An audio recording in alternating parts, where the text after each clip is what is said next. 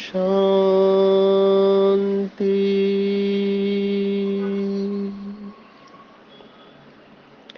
आज 29 सितंबर 2022 भारत में सतगुरुवार है। Today is 29th September and it's Thursday in Bharat. आज की मुरली का जादुई रहस्य स्वयं को प्रेरणा देने के लिए magical secrets of today's Murli for motivating the self.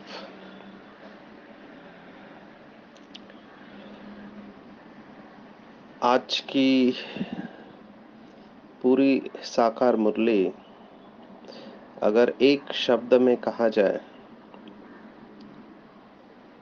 तो वो एक शब्द है पढ़ाई।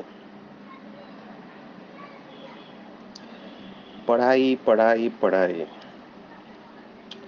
लौकिक में भी जो भी आत्मा ऊंच पद पाती है, स्टेटस, नाम मान शान, वो पढ़ाई के ऊपर होता है। पढ़ाई फिर वो लौकिक हो, स्कूल कॉलेज की हो या अदरवाइज, जिसके पास जितने ज्यादा स्किल्स, कलाएं, वो नंबर ले लेता है।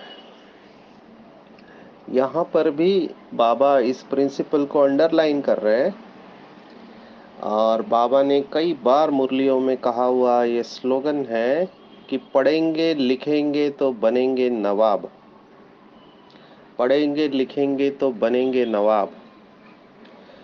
तो पढ़ाई हमेशा उच्च पद के लिए होती है।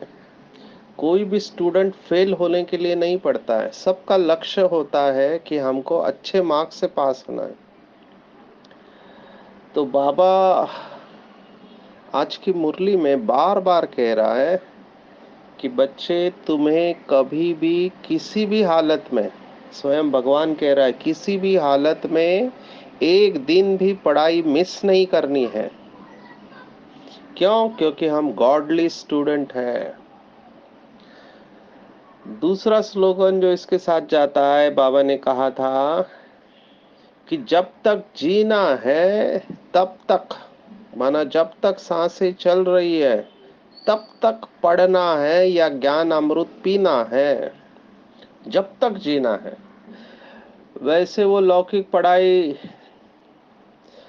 आप 10वीं भारत में 16 उम्र में करते हैं, 18 में 12वीं।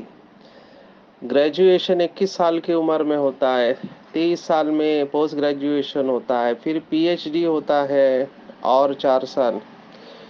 तो 29-30 साल तक कई ऐसे हैं जो और डिग्रियां लेते रहते हैं। एक भाई का तो भारत में रिकॉर्ड है जिसने 150 डिग्रियां ली है। तो पढ़ने का शौक होना चाहिए। पर वो पढ़ाई और ये पढ़ाई में क्या फर्क है कि वो पढ़ाई जो होती है वो एक जन्म के लिए होती है, उसका भी गारंटी नहीं है। लेकिन ये जो पढ़ाई हम पढ़ रहे हैं, वैसे तो बाबा कहता है 21 जन्मों के लिए, लेकिन मेरा ऐसा मानना है केवल 21 जन्म नहीं, पूरे कल्प में ये पढ़ाई साथ चलती है और पूरे कल्प में ये पढ़ाई हमको हीरो एक्टर बनाती है। तो ऐसी पढ़ाई जो हमको पूरे कल्प में हीरो एक्टर बनाने वाली है, ऐसी पढ़ाई क्यों नहीं अटेंशन से पढ़ना चाहिए? यहाँ पर ही माया का रोला पड़ जाता है और यहीं पे नंबर बन जाते हैं। मैं कई सालों से ट्रेनिंग ले रहा हूँ, फार्मास्यूटिकल इंडस्ट्री में ट्रेनर थे।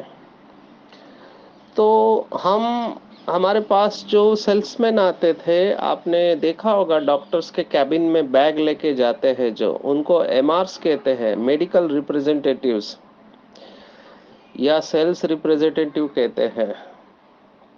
तो उनको हम मेडिकल की पढ़ाई पढ़ाते थे। आप सोचो, एक नॉन मेडिकल व्यक्ति है, बीकॉम किया है, बीए किया है, उनको हम मेडिकल की पढ़ाई पढ़ाते हैं। उसमें एनाटॉमी, फिजियोलॉजी, फिर माइक्रोबायोलॉजी, ऐसे अलग अलग विषय होते हैं, फार्माकोलॉजी। तो ताकि वो बंदा 7 से 10 दिन में, या मल्टीनेशनल कंपनी है तो 21 दिन की पढ़ाई होती है, तो उसमें हम उनको इतना ड्रिल करते हैं, सुबह शाम दिन भर उनको हम सिखाते रहते हैं और उनसे रटवाते हैं पूरा। तो हम देखते थे कि वहां पर भी 3 प्रकार के स्टूडेंट होते थे, जो बाबा हमेशा मुरली में कहता है। बाबा के शब्द है उत्तम, मध्यम, कनिष्ठ, या उत्तम पुरुषार्थी, मध्यम पुरुषार्थी और कनिष्ठ पुरुषार्थी। हम ट्रेनिंग में कहते हैं 3 प्रकार के होते हैं स्टूडेंट। एक होते हैं स्लो लर्नर, मीडियम लर्नर और फास्ट लर्नर। स्लो लर्नर माना धीरे धीरे सीखने वाले, मीडियम लर्नर माना मध्य गति से सीखने वाले, और फास्ट लर्नर माना तीव्र गति से सीखने वाले, जिसको बाबा ने शास्त्रों के नाम दिए हुए हैं, महारथी, घुड़सवार और प्यादे। ये 3 प्रकार की क्वालिटी हर जगह पे रहती है, किसी भी फील्ड में आप ले लो। लेकिन इंटरेस्टिंग बात यह है यहाँ पर कि अगर स्लो लर्नर है, माना धीरे धीरे समझ में आ रहा है, तो वो अपने पुरुषार्थ से मीडियम लर्नर बन सकता है, मध्यम गति पे जा सकता है, और मध्यम गति से तीव्र गति पे जा सकता है। इसीलिए यहाँ पे सभी को चांस है। कोई ऐसा कह नहीं सकता कि हम तो पीछे आए या हमारे संस्कार ऐसे हैं, रॉन्ग कह ही नहीं सकता। बस लगन चाहिए। अगर लगन है, परमात्मा से प्यार है, बुद्धि में निश्चय है, तो लास्ट सो फास्ट और फास्ट सो फर्स्ट आ सकते हैं। लेकिन उतनी तड़प चाहिए, परमात्मा के प्रति प्यार चाहिए। और जिसके अंदर ऐसी तड़पाने वाली याद होगी, जिसको श्रीमद् भगवत गीता में कहा है अनन्य भाव होगा। अनन्य शब्द श्रीमद् भगवत गीता में बहुत बार आया है, कि जो अनन्य भाव से परमात्मा को याद करते हैं या सतत याद करते हैं, सतत शब्द भी आया हुआ है, लगातार।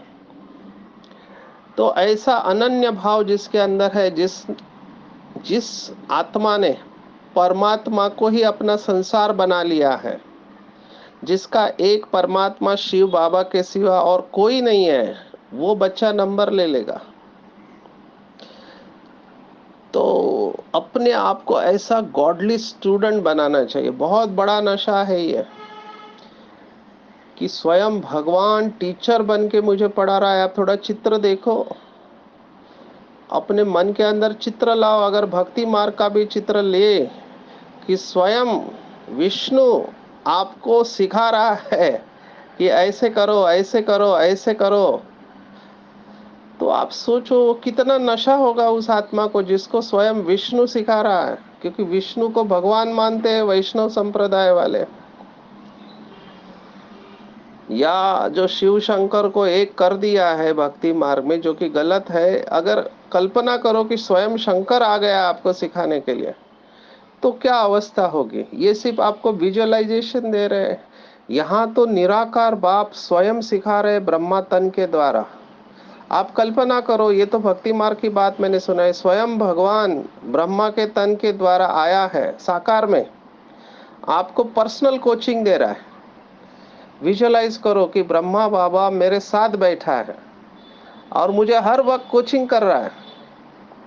एक तरफ ब्रह्मा बाबा है, एक तरफ मम्मा है, और दोनों है। ज्ञान की देवी सरस्वती है, स्वयं साक्षात सरस्वती ज्ञान की देवी मम्मा जगदम्बा, और दूसरे तरफ आदि देव महावीर जिसको कहा गया है, ऐसे ब्रह्मा बाबा दोनों मुझे ड्रिल कर रहे हैं, रोज बता रहे हैं, चलो अभी उठो, अमृत वेला हो गया, चलो योग करो, देखो मैं कैसा बैठा हूँ, आप भी बैठो, चलो अभी मुरली क्लास में चलते हैं, चलो अभी कर्मणा सेवा चलते, कर्मणा करते समय भी बाबा के याद में कर्म करना है। और जैसे ही मेरा योग नहीं तो पीछे से एक छड़ी पड़ गई टीचर की। आप विजुलाइज करो कि ब्रह्मा मुझे हर कदम में सावध कर रहा है, हर कदम में हुनर सिखा रहा है। जैसे उस्ताद होते हैं ना लौकिक में, वो उस्ताद हुनर सिखाते हैं कि यहाँ पर तुम कमजोर हो, यहाँ पे तुम कमजोर पड़ गए तो तुम्हारा अपोनेंट तुमको गिरा देगा, तुम हार जाओगे। तो ब्रह्मा बाबा और मम्मा हर क्षण मेरे साथ है, मम्मा बाबा, और मुझे ट्रेन कर रहे हैं। स्वयं भगवान मुझे इनके द्वारा सिखा रहा है कि चलो यहाँ पे तुम कमजोर हो, तुम्हारे अंदर आलस है, तुम्हारी दृष्टि वृत्ति में काम विकार है, तुम्हारे अंदर क्रोध है, तुम्हारे अंदर लोभ है, तुम्हारा बहुत मोह है, घर वालों में, बच्चों में, पति में, रिश्तेदारों में तुम्हारा मोह है, या तुम्हारे अंदर अहंकार बहुत है। इसके ऊपर जीत पाओ तो, नहीं तो माया तुमको गिरा देगी। ऐसे भगवान मुझे टीचर बनकर सिखा रहा है, तो मैं गॉडली स्टूडेंट हूँ। कितना नशा होना चाहिए। पर ये नशा सबको चढ़ता क्यों नहीं? क्योंकि वही बात है कि पढ़ाई के ऊपर अटेंशन नहीं है। चल रहे, रोज मुरली सुन रहे, लेकिन फिर भी नशा नहीं है, क्योंकि बुद्धि में स्वच्छता नहीं है, मेहनत ही नहीं करते, तो भगवान क्या करेगा? लौकिक में मैं देखता हूँ माँ बाप बच्चों को कितना समझाते हैं। कई माँ बाप को बहुत टेंशन होता है कि उनके बच्चे का क्या होगा भविष्य, ये सुन ही नहीं रहा है, हमारा पढ़ाई के ऊपर पूरा ध्यान नहीं है। यहाँ पर बाप दादा को उसका टेंशन नहीं है, बाबा सुनाएगा प्यार से, फिर डिटैच हो जाएगा, नुकसान हमारा ही होगा। पर बाबा क्या कर सकता है? बाबा तो समझाएगा ना, और लास्ट तक समझाते रहेगा। लेकिन अगर माँ बाप के समझाने के बाद भी बच्चा अगर पढ़ाई के ऊपर अटेंशन नहीं देता है, तो माँ बाप क्या कर सकते हैं? फिर बोलेंगे इसका नसीब, जिसको ब्रह्मा कुमारी इसमें हम कहते हैं ड्रामा।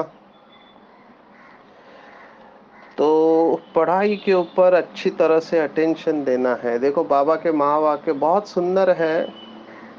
एक तो जो आजकल टेंशन आता है बहुत लोगों को, हर बात में टेंशन आता है, घर में कुछ हो गया टेंशन, बीमारी आ गई टेंशन, बिजनेस में नुकसान हो गया टेंशन, और ब्रह्मा कुमारियों में देखा तो पुरुषार्थ का टेंशन, संपूर्ण बनने का टेंशन। तो बाबा को टेंशन शब्द बिल्कुल अच्छा नहीं लगता। बाबा ने कहा कि तुम तो दुनिया का टेंशन दूर करने वाले हो, तुमको किस बात का टेंशन होना चाहिए? तुम दुनिया का टेंशन दूर करने वाले हो। तो बाबा ने एक मुरली में कहा, टेंशन को भूल के टेंशन की जगह पे ए लगा दो। टेंशन के आगे ए लगा दिया तो अटेंशन बन जाता है। तो जहां पर अटेंशन है वहां टेंशन नहीं है। शिव भगवान वाच है ये, अटेंशन रखो। और मुझे वंडर लगा, बाबा ने एक मुरली में स्पष्ट कहा, अगर मेरा बच्चा आज भी आए, 86 की मुरली आज भी आए, तो वो नंबर 1 ले सकता है। केवल एक शब्द, और वो शब्द था अटेंशन। अभी अटेंशन बहुत डीप शब्द है, बहुत गहरा शब्द है।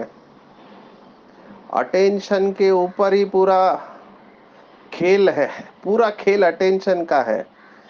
इसको लौकिक दुनिया भी स्वीकार करती है।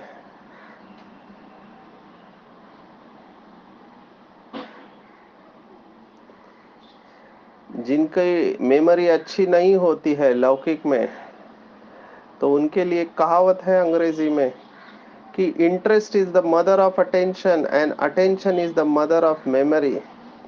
माना रुचि होती है, जिसको रुचि या लगन, उसका अटेंशन बराबर वहां जाता है। और जहां अटेंशन होता है वहां स्मृति अच्छी होती है, मेमोरी अच्छी होती है। जो माँ बाप मेरे पास बच्चों को लेकर आते हैं, कहते हैं हमारे बच्चे की मेमोरी अच्छी नहीं है, तो मैं उस बच्चे को पूछता हूँ कि तुम मूवीज देखते हो बॉलीवुड के? तो बोला हाँ देखता हूँ। तो मुझे किसी मूवी का स्टोरी सुनाओ तो पूरा 3 घंटे का स्टोरी सुना देता है वो आदि से अंत तक, गाने भी उसको याद रहते हैं। मैं माताजी को कहता हूँ, पिताजी को, तुम्हारे बच्चे की मेमोरी तो बहुत अच्छी है, कितना पुराना मूवी उसने पूरा बता दिया, गाने भी बता दिए। तो मेमोरी का प्रॉब्लम नहीं है, रुचि का प्रॉब्लम है, इंटरेस्ट का प्रॉब्लम है। अभी क्या करे, बाबा के बच्चों में अंदर से समझ ही नहीं है कि हमको कौन सुना रहा है। क्यों ये अंदर से रुचि क्यों नहीं आती? क्योंकि बाप जो है, जैसा है, उसे सभी बाबा के बच्चे नहीं जानते हैं, अटेंशन नहीं है। इसलिए बुद्धि में बैठ ही नहीं सकता कि ये स्वयं भगवान हमको सुना रहे हैं। तो मुरली में बातें आते हुए भी सुनी अनसुनी कर देती है। और वो फिर एक कैटेगरी में आते हैं जिसको कहते हैं ना फरमान बरदार। अपने आप होते हैं, नंबर बनाने नहीं पड़ते, नंबर अपने आप बनते हैं। नहीं तो आप देखो, कई लोग आते ही बाबा के बच्चे, आते ही पूरी धारणा इमीडिएटली डे 1 से धारणा पक्की।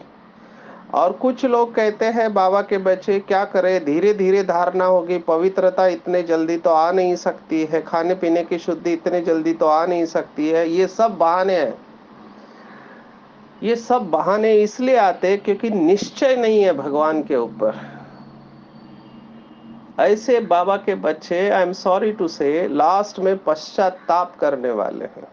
लास्ट में क्या, अभी पश्चाताप कर रहे हैं, क्योंकि कॉन्फिडेंस खत्म हो रहा है उनका। क्योंकि वो भी देख रहे हैं कि मैं श्रीमत पर नहीं चल पा रहा हूं, तो निराश हो जाएंगे। जबकि बाबा कह रहा है कि बच्चे डरो मत, मैं तुम्हारे साथ हूं, स्वयं सर्वशक्तिवान तुम्हारे साथ है, डरते किस लिए हो, हिम्मत रखो। पूरा ड्रामा हिम्मत के ऊपर बना हुआ है। लौकिक में कहते हैं कि हिम्मत मर्दा तो मदद खुदा। हमारे इधर कहावत है, हिम्मत बच्चे तो मदद बाप। आप सोचो, लौकिक में कहते भगवान का नाम लो तो तुम्हारा काम हो जाएगा। केवल नाम लेने से काम हो जाता है। हरे रामा हरे कृष्णा बोलो, राम राम बोलो, 1 लाख बार बोलो, 10 लाख बार बोलो, करोड़ बार बोलो, तो उनको धुन लग जाती है। जो सच्चे भक्त होते हैं, नवधा भक्त होते हैं, उनको धुन लग जाती है राम नाम की या परमात्मा के नाम की, जिस भी धर्म के है वो, और वो उसमें खो जाते हैं। जैसे मीरा को धुन लगी थी, मेरे तो एक गिरधर गोपाल दूसरे न कोई, खो गई उसमें, तो जहर भी अमृत बन गया। यहां पर स्वयं भगवान गारंटी कर रहा है, सर्वशक्तिवान बच्चे सिर्फ मेरे को साथ में रखो, तुम बाकी मेरे ऊपर छोड़ दो, फिर भी हिम्मत नहीं कर रहे। अगर भक्ति मार्ग में भगवान का नाम लेने से काम हो जाता है, तो जिसके साथ स्वयं सर्वशक्तिवान है उसका काम रुक सकता है? असंभव है। अगर रुकता है, इसका मतलब बाबा को साथ में नहीं रखते, अभी भी माया के सुखों में लिप्त है। या तो भगवान का सुख है या माया का सुख है, दोनों नहीं हो सकते एक साथ, दोनों मिलेंगे भी नहीं। जो बच्चे कहते हैं कि हमको बाप के प्यार का अनुभव नहीं होता, स्पष्ट है कि वो अभी तक पुरानी दुनिया, पुराने शरीर, पुरानी देहदारियों से अटैच है, इसलिए डिटैच नहीं हो पा रहे। तो मेहनत करनी पड़ेगी, ऐसे ही संस्कार नहीं बदलेंगे, क्योंकि प्राप्ति भी जबरदस्त है। अगर लौकिक में लोग मेरिट में आने के लिए इतनी मेहनत करते हैं, तो पूरे कल्प में हमको विश्व का नंबर 1 बनना है, तो हमको कितना संघ का ख्याल रखना चाहिए। इसलिए अटेंशन प्लीज, अभी भी टाइम नहीं गया है। हालांकि टू लेट का बोर्ड लग चुका है, लेकिन फिर भी हम हिम्मत नहीं हारे, सर्वशक्तिवान बाप को साथ रखे, जिसको कहते हैं अंग्रेजी में किलर इंस्टिंक्ट। माना, जो बाबा ने कुछ दिन पहले मुरली में बहुत अच्छा कहा था कि मर झुर कर भी पढ़ाई पढ़ना चाहिए। मर झुर कर, जो गरीब होते हैं उनको पता है मेहनत क्या होती है, क्योंकि उनको पता है अगर हमने मेहनत नहीं किया तो 2 वक्त की रोटी हमको नहीं मिलेगी, हमारा घर का खर्चा नहीं चलेगा। लेकिन जो अमीर है या जिनके पास सफिशिएंट धन है, वो समझते हैं हमारा तो सब आराम से चल रहा है। कहीं ऐसी अवस्था ज्ञान में भी आ जाती है, डोसाइल हम बोलते हैं। ये लोग सुस्त हो जाते हैं, जिनको रहने को घर है, अच्छी गाड़ी है, पैसे है, वो आरामदायक बन जाते हैं। ऐसे भी बाबा के बच्चे हैं जिनके पास धन है और तीव्र पुरुषार्थी है, लेकिन ऐसे बहुत कम है। कहने का भाव मेरा ये है कि बहाने नहीं देना चाहिए, सुना अनसुना नहीं करना चाहिए, बाबा को रेस्पेक्टफुली याद करना चाहिए। जो दादी शांतामणि कहती थी क्लास में कि बाप को भूलना भी बाप का डिसरिगार्ड है। तो बुद्धि में श्रीमत स्पष्ट चाहिए, हर क्षण एक्यूरेट, तभी कर्म श्रेष्ठ होंगे और तभी सुखी होंगे। पता है कि ये बात गलत है फिर भी कर रहे हैं, तो उसमें बाबा क्या करेगा? माया का वार हो रहा है, फिर बाद में पश्चाताप करना पड़ेगा। इसलिए अभी ही पश्चाताप कर लो।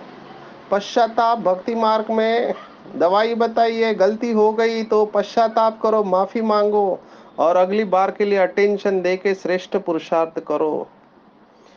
तो नॉलेज को पूरा धारण करो अपनी बुद्धि में।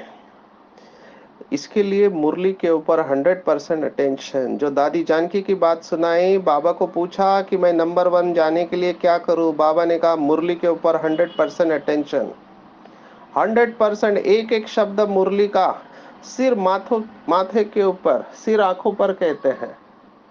इतनी अगर वैल्यू है मुरली की, इतनी अगर वैल्यू है बाबा के श्रीमत की, तो असंभव है कि हमको माया हरा सके।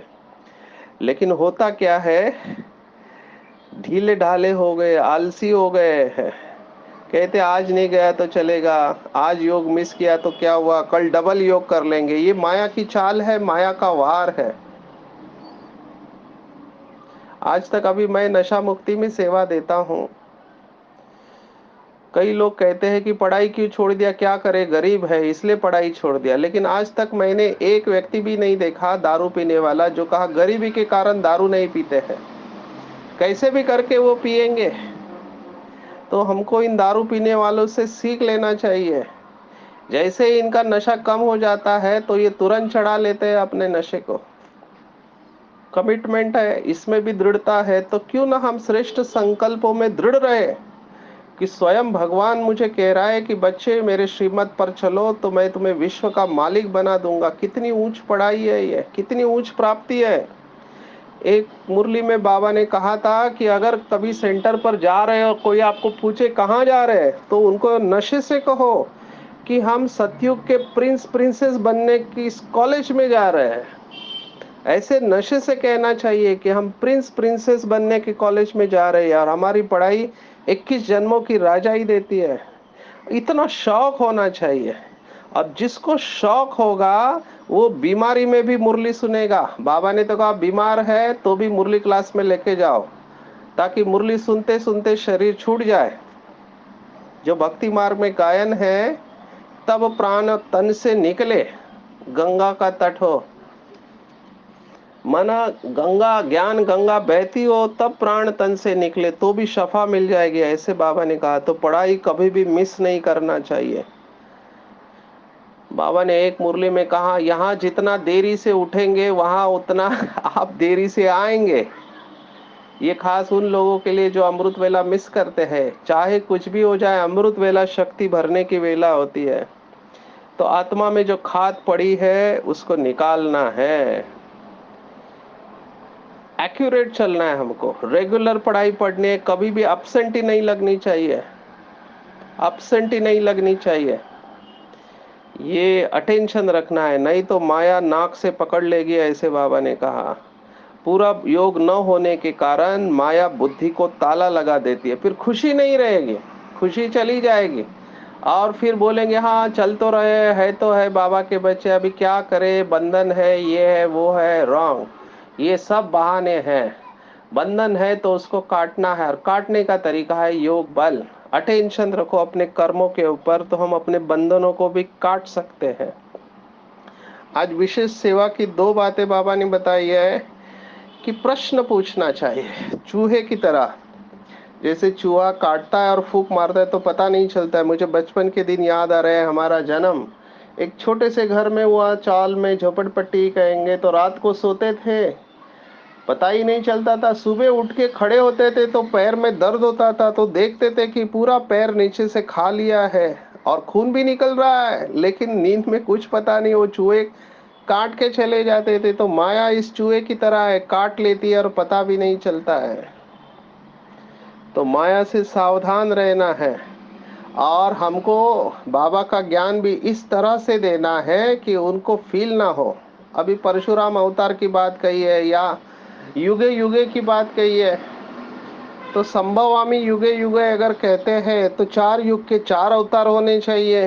तो 21 अवतार, 10 अवतार ये कहाँ से आए? बाबा ने कहा ये प्रश्न पूछो। और वो परशुराम अवतार कुलाड़ी लेके, परशु लेके आता है और सभी क्षत्रियों को मारता है। तो भगवान तो अहिंसक है, संपूर्ण अहिंसक है, तो वो इतनी हिंसा क्यों करेगा? तो प्रश्न पूछने चाहिए और विराट रूप का बहुत बड़ा चित्र निकालना चाहिए। खास करके विष्णु का चित्र निकालना चाहिए, क्योंकि पूरी अगर आप जीनियोलॉजिकल ट्री देखो तो शुरुआत वैसे ब्रह्मा से है। फर्स्ट मैन ब्रह्मा है, बट न्यू मैन विष्णु है, चतुर्भुज। तो विष्णु का चित्र बाबा ने कहा लिखो, उसके ऊपर ब्राह्मण छोटी लिखो और उसके ऊपर शिव बाबा। तो ब्राह्मण, देवता, क्षत्रिय, वैश्य और शूद्र ऐसे पूरा चित्र निकालो, ऐसे बाबा ने कहा हुआ है। और युक्ति से बाबा का ज्ञान देना चाहिए, इसमें डरना नहीं है। बेचारे मंगल पर जाने का सोच रहे हैं, मून में प्लॉट लेने का सोच रहे हैं, तो बाबा कहते हैं ये घमंड है ज्ञान का, ये साइंस का। और जब तक हमारे अंदर धारणा नहीं होगी तब हम दूसरों को समझा नहीं सकेंगे। और विकर्म विनाश नहीं होंगे तो पुराने संस्कार खींचेंगे और सजा भुगतनी पड़ेगी, कुछ नहीं कर सकते हैं। इसलिए अपने कर्मों के ऊपर इतना अटेंशन देना चाहिए, सारा मदार पुरुषार्थ के ऊपर है। तो भाई और बहनों, आज का टेक होम, पढ़ेंगे लिखेंगे तो बनेंगे नवाब। जब तक जीना है ज्ञानामृत पीना है और पिलाना भी है। कभी भी बाप की आज्ञाओं का उल्लंघन नहीं करना है। बाप ने फरमान दे दिया तो उस फरमान पर सीधा चलना है, जिम्मेवारी बाप की है। सोचो मत कैसे होगा क्या होगा। और जो मुरली के 3 शब्द दादी चंद्रमणि हमारी महारथी थी, उसका जब शरीर छूटा तो बाबा ने ये 3 शब्द उच्चारित किए थे, अचानक, एवर रेडी और बहुत काल का पुरुषार्थ। तो बाबा ने आज स्पष्ट कहा है वरदान में, एवर रेडी नहीं होंगे तो धोखा हो जाएगा, इसलिए एवर रेडी रहो। एवर रेडी माना कई लोग समझते हैं मैं मरने के लिए तैयार हूं, रॉन्ग। ये एवर रेडी का अर्थ नहीं है। एवर रेडी माना ज्ञान गुण शक्तियों से संपन्न होके, संपन्न और संपूर्ण होके तैयार रहना, वो है एवर रेडी। तो बाबा ने स्पष्ट कहा है, जैसे बाप संपन्न है वैसे साथ रहने वाले भी समान और संपन्न हो जाएंगे, और समान बनने वाले ही साथ जाएंगे। या तो हम शिव के साथी बनकर जाएंगे या बाराती। तो हमको साथी बनकर जाना है, ना कि बाराती। तो बाबा ने आज कहा है विनाश के पहले अपने आप को तैयार करना है। विनाश के वक्त चारों तरफ कैओस होगा, लास्ट समय में कोई कुछ पुरुषार्थ करना बहुत मुश्किल होगा। इसलिए अभी थोड़ा थोड़ा हर घड़ी, एक घड़ी, आधी घड़ी, आधी घड़ी के भी आधी घड़ी, जितना हो सके जमा करते जाओ बाबा की याद में। मैं बाबा का, बाबा मेरा, बाबा मैं आपके साथ हूँ, बस आप जमा हो गए आपका। बाबा से शक्तियाँ खींचते रहो और विश्व में फैलाते रहो। फिर देखना ये एवर रेडी बनेंगे तो ये आपकी सेफ्टी का साधन बन जाएगा। बाबा ये नहीं कह रहे कि संगम युग की मौज नहीं मनाओ, मनाओ, लेकिन एवर रेडी, क्योंकि विनाश भले दुनिया का जब भी हो, लेकिन मेरा शरीर कभी छूट सकता है मुझे नहीं पता। इसलिए मुझे हर समय रेडी रहना है। जो मम्मा की बात थी कि हर घड़ी अंतिम घड़ी है। जो भी बाबा के बच्चे last so fast, fast so first जाना चाहते, मम्मा की ये बात ध्यान में रखे कि हर घड़ी अंतिम घड़ी है। तो मैं हर घड़ी तैयार रहूं।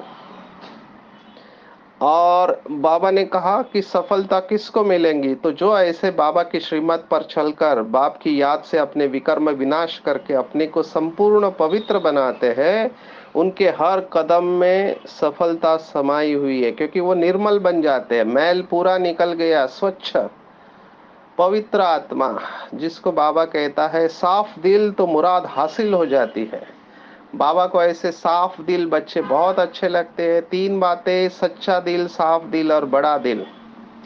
भगवान की नजर दिल के ऊपर जाती है, दिमाग के ऊपर नहीं।